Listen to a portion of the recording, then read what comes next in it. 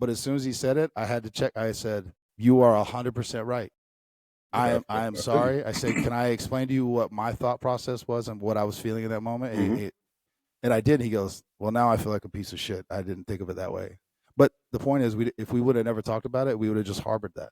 Yeah, yeah, I see his point. He's yeah. 100% right. Hmm. But that's not again. But in the moment that I was doing that, I was just like, "Yo, proud." That's what Yeah, I used to do when I was. yeah, That's how I felt. Anyway, so these are all things that I'm realizing.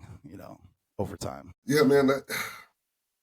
That is also a thing I've been thinking about lately, the past couple of years. Is well, I guess more so recently.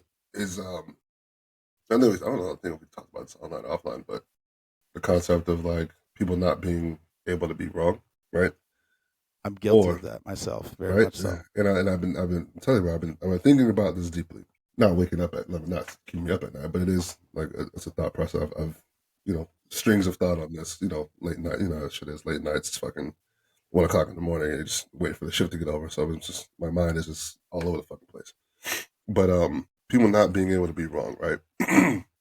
In the sense of you gain new information, you have a different perspective on things, and people, it's almost like people either can't, don't have the ability to, or won't allow themselves to be wrong because or change their mind or have a difference of opinion or see things in a new way because that means that they'll be wrong and they'll have to speak on being wrong. And it's like I have to hold like this person forever has to be an asshole in my brain in order for me to be right. Because if Yeah, they're not, that means I was wrong. yeah. And that means I have to do some accountability. I have to admit something, some sort of fault or some whatever. And people don't want to do that. I have told my kids and now my ex-wife for 20 years. I was like, because they would always be like, "You're such a fucking asshole. You're being an asshole. You're being whatever." I'm Mhm. saying that the variations of Yeah. that, Yeah.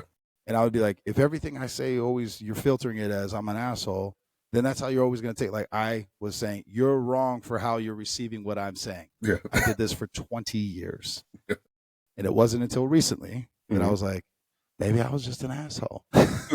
That's possible. I could be. Maybe I was an asshole. Maybe I was just a fucking asshole, Right. you know? And I could give you a bunch of excuses, but it doesn't matter now. Cuz it is what it is, but it is a mind shift, bro.